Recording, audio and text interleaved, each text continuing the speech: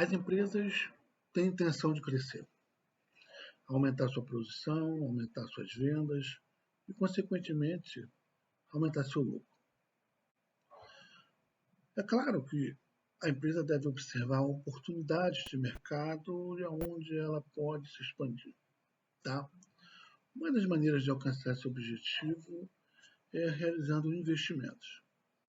Investimento pode ser caracterizado genericamente como sacrifício hoje, visando a obtenção de uma série de benefícios futuros. A decisão de investimento envolve a elaboração, avaliação, a seleção de propostas de avaliação de capital.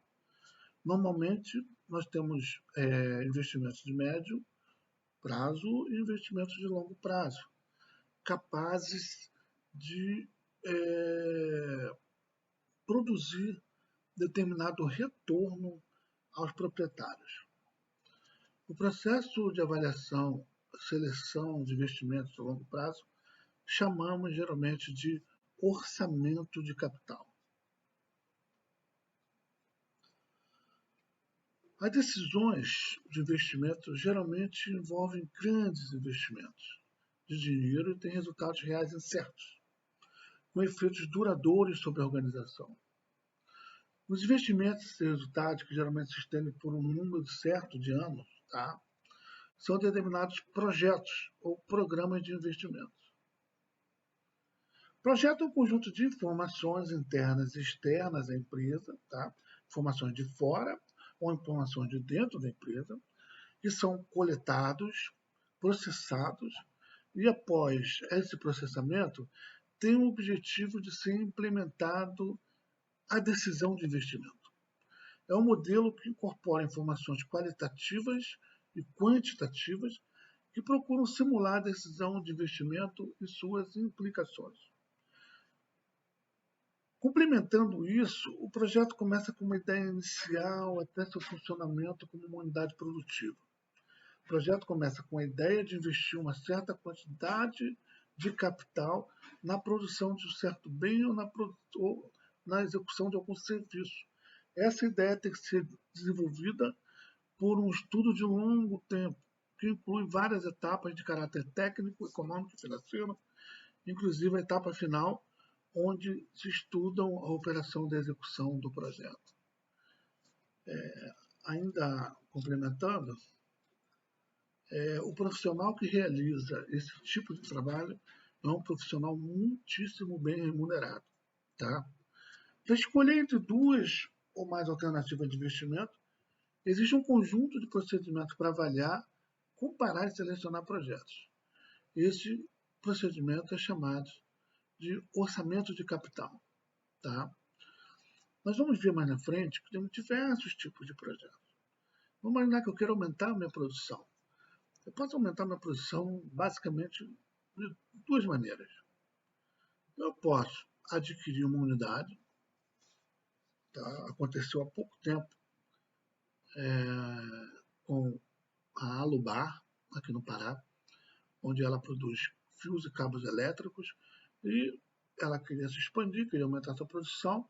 Ela já fez diversos orçamentos de capital, onde ela fez o aumento dessa produção na sua própria planta em Barcarena, mas chegou um momento capital em que ela precisou expandir, mas o tempo não era tão favorável para desenvolvimento de projeto. O que ela fez? Ela adquiriu uma outra empresa lá no Rio Grande do Sul. Então, são tipos de decisões. Tá? Eu adquiro uma empresa ou levanto uma nova unidade, fazendo obra, comprando equipamento. Das duas maneiras, eu aumento minha produção. Mas esse tipo de decisão é que é capital em projetos de investimento. E quais são as etapas do processo de tomada de decisão? O processo de tomada de decisão ele começa quando existe uma situação qualquer que apresenta um problema ou quando surge uma oportunidade que se faz necessário escolher entre alternativas existentes. Na contabilidade, tomada de decisão é basicamente verificarmos a oportunidade de registro e divulgação de um evento contábil. Então, nós verificamos se aquela informação é relevante, não é? Se ela é importante a divulgação. Agora, em projetos de investimento, tomar a decisão é quando nós devemos colocar em prática meu projeto de investimento, através de várias alternativas que nós temos. Então, começa primeiro pela geração da proposta. Então, as propostas são feitas por todas as áreas e níveis da empresa. As propostas passam de quem originou a ideia para um revisor, a um nível mais alto da organização. A proposta pode surgir da área comercial, estar em contato com o cliente, ou até mesmo da área de produção, como sugestão de um novo ou diferente processo produtivo. Depois, essa proposta ela vai para discussão e análise. As empresas elas são diferentes uma da outra. Temos empresas que nós temos um colegiado de participação de toda a empresa na hora de discutir e analisar. E tem empresas que não têm um colegiado, tem um departamento, uma área responsável em discutir e analisar esse projeto de investimentos. As alternativas de investimentos são formalmente analisadas de acordo com a estratégia da empresa e sua viabilidade. Devem ser consideradas todas as alternativas ao alcance do investidor. E vale ressaltar que a alternativa de investimento muda de investidor para investidor em razão de variáveis como porte de capital, a disposição de aceitar o risco. Nessa etapa, os custos e receitas de cada alternativa são estimados. Por exemplo, projeto 1, qual é o custo e quanto a gente pode ter de receita no tempo? Qual o fluxo de caixa gerado? Olha aí, fluxo de caixa gerado do projeto. Tá? Este lançamento a gente chama de análise de viabilidade econômica e financeira, né? Claro. E para fazer a comparação dos projetos propostos, são utilizadas metodologias que recomendarão ou rejeitarão cada uma dessas alternativas analisadas. Nesse módulo, as metodologias serão estudadas, serão o período de payback, a taxa interna de retorno e o valor presente líquido, que nós vamos ver mais à frente.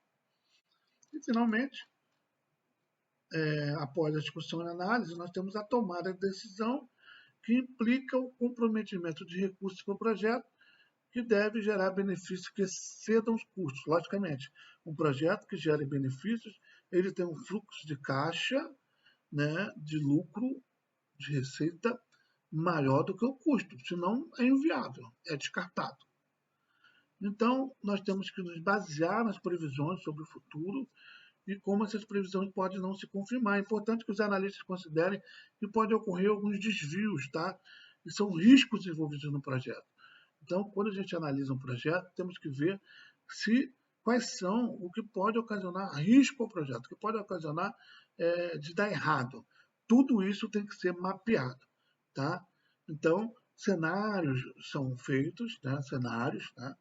Simulações, implicando as probabilidades de fluxo de caixa. Depois nós implementamos o projeto, tá? Após o fundo estar disponível, após o recurso estar disponível, nós colocamos o projeto em prática. Muitas vezes os gastos por uma única proposta podem ocorrer em fases diferentes, não só no início do projeto. Quando nós formos falarmos aí em captação de projetos, nós vamos ver quando ocorre isso. E, finalmente, o acompanhamento, né? O monitoramento, o controle de resultados deve ocorrer posteriormente ao investimento, comparando os custos e benefícios reais com as projeções que foram feitas na época em que o projeto foi selecionado. Quando os resultados reais se afastam dos resultados projetados, deve ser uma tomada de ação de cortar gastos, melhorar receitas ou até mesmo suspender ou acabar com o projeto.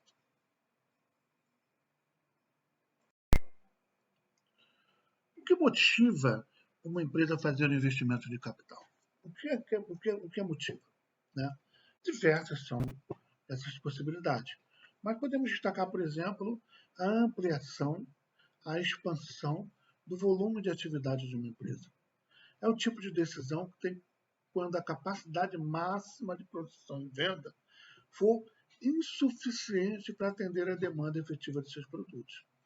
Os investimentos são feitos normalmente em máquinas, equipamentos e instalações, e ainda na aquisição de outra empresa, como eu falei há pouco do caso da Alubar. Hoje em dia, nós estamos passando por um dilema, um problema sério, ocorrido por uma pandemia. E muitas empresas têm nos procurado para verificar a possibilidade de expansão, de ampliação, principalmente as empresas que têm oportunidade por conta da pandemia, empresas de saúde, fábricas de equipamentos de saúde, fábricas de equipamento de proteção individual, e elas querem expandir a produção para atender a demanda que está sendo enorme, né? Então, temos que ter muito cuidado na hora dessa decisão, porque após a pandemia, o que a empresa vai fazer com isso tudo? Não é? Olha aí uma análise importante de decisão. E o outro tipo de investimento de capital que a empresa pode fazer é a reposição na modernização de ativos. Essa decisão é tomada por empresas que já atingiram um certo grau de crescimento e amadurecimento em suas atividades, que faz necessária a substituição de suas máquinas, né, que estão obsoletas ou desgastadas, ou até obsoletos tecnologicamente. Hoje em dia nós temos maquinário conectado à internet. Nós temos máquinas que estão ligadas à nuvem. Tá? Então, hoje em dia, as empresas têm tomado decisões importantes nesse sentido. Além da substituição, a empresa também pode elaborar propostas visando a modernização de seus ativos, ou seja, a empresa pode estudar a troca de um ativo que esteja em condições normais por outro mais moderno, cujas despesas de manutenção e capacidade de produção sejam mais atraentes.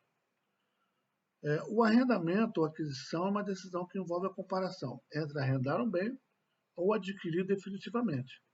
É feita uma comparação dos desembolsos e benefícios que originarão a partir de cada uma dessas propostas. Arrendamento é quando a empresa paga um valor, como se fosse uma mensalidade, tá? E ao final dos pagamentos ela toma a decisão se vai ficar com o bem ou não.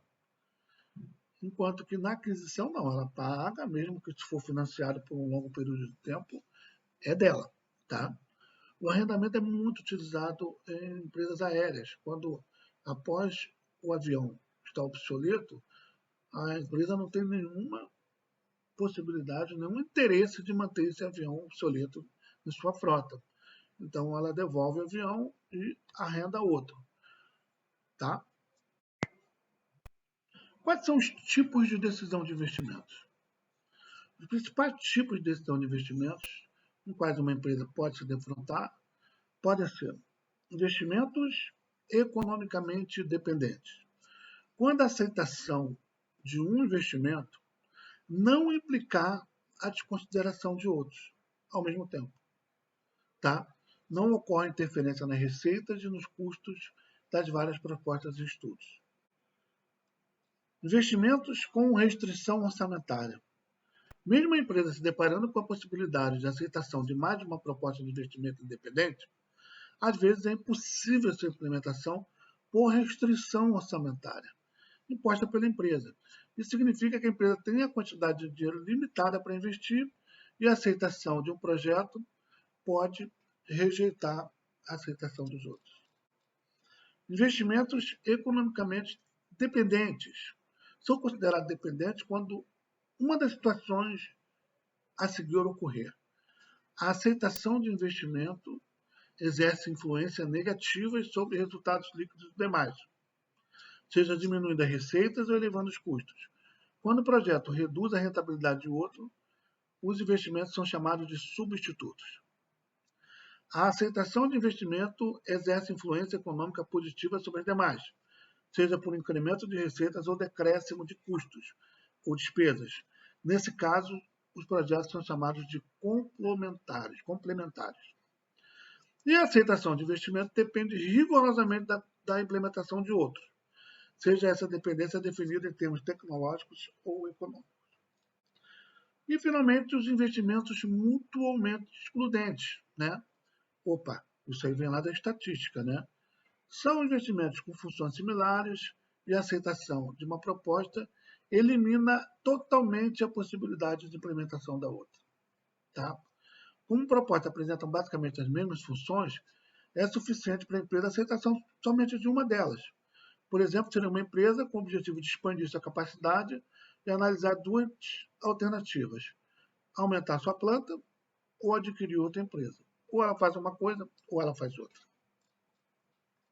Ok?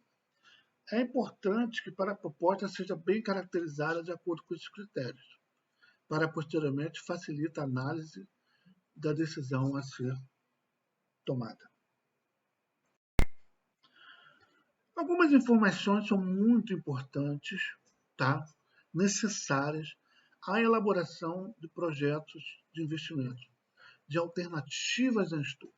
Tá? Análise de mercado é o primeiro. Então, definir o produto a ser produzido, a quantidade, o preço possível. Temos que analisar produto concorrente, possíveis concorrentes que poderão entrar, possíveis produtos que poderão substituir e o canibalismo dos produtos já existentes. Tá? Então, isso é análise de mercado. O segundo item importante numa decisão é a localização física. Então, aonde vai ser implementado o projeto? Qual o tamanho do projeto? Qual a distância entre os seus fornecedores de matéria-prima? Mão de obra qualificada existe no local? Máquinas e equipamentos podem ser facilmente deslocados? Energia elétrica está disponível? Assistência técnica está muito longe? E o mercado consumidor? Ok? E outra coisa também é a análise de suprimentos, determinação detalhada de seus fornecedores, da matéria-prima, qual matéria-prima que vai ser utilizada, insumos, mão de obra qualificada, energia, água, telecomunicações, transporte e logística. Análise de custos, aí entra a nossa galera da contabilidade em ação. Né? Então, qual o custo das máquinas, dos equipamentos? Qual o custo de levantar uma planta? Eu chamo de planta uma fábrica, tá, gente? Matéria-prima, mão de obra, custos indiretos. Cálculo da despesa administrativa de vendas e financeiras. Determinação do ponto de equilíbrio e margem de contribuição. Simulação de custeio e alavancagem operacional. Tudo isso vocês viram em contabilidade de custos. Carga tributária, planejamento tributário. Olha só, quando a gente coloca uma empresa em determinado estado, pode ser que a gente consiga alguns incentivos fiscais. Tá? Então, qual município que eu posso colocar minha planta e eu conseguir um incentivo fiscal, uma isenção de tributo por um tempo? Análise de preços a serem praticados também é importante. Qual o preço que eu vou praticar? Geralmente, o preço não é simplesmente marcar em cima dos meus custos. Né?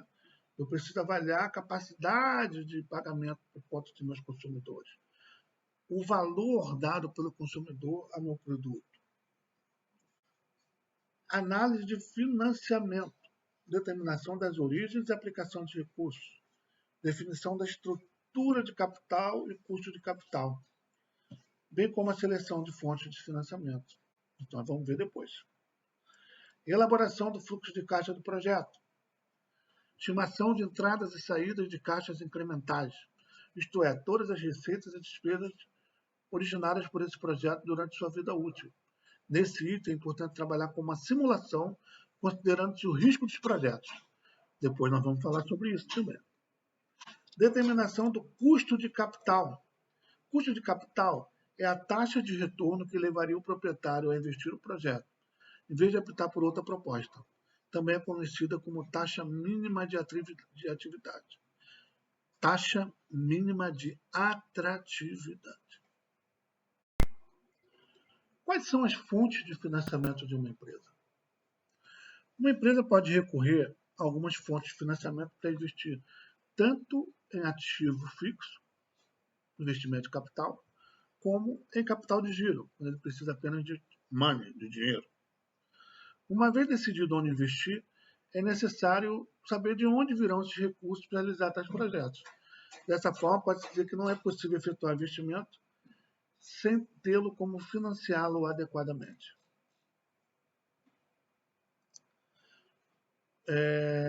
Nós temos basicamente duas fontes de investimento. Recurso próprio, quando a empresa retém resultados ou ela capta dos próprios sócios ou por integração de novas ações. Ou recursos de terceiros, tá? Quando ela vai ao mercado captar através de outros investidores ou através de bancos de fomento e financiamento.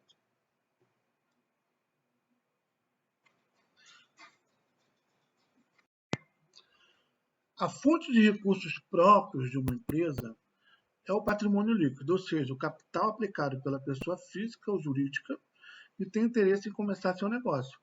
Como se trata de um dinheiro investido pelo próprio interessado, tal recurso a gente chama de recurso próprio, capital próprio. Por meio dessa participação de proprietário, as empresas conseguem melhores condições financeiras de viabilização de seus projetos, pela natureza permanente da captação e pelo baixo comprometimento de caixa. Mais uma forma de investimento na empresa utilizando recursos próprios é fazer por meio do resultado gerado pela empresa em determinado período. Ou seja, o reemprego do lucro da empresa, em vez de ser distribuído para os seus sócios, ele é realocado como reserva de investimento na empresa. Tá? Dessa forma, é possível também gerar recursos próprios. Tá? É possível observar a existência de dois fluxos para o capital oriundo do patrimônio líquido. Uma para investimento, que ocorre por meio do dinheiro aplicado inicialmente das contribuições, além do lucro reaplicado.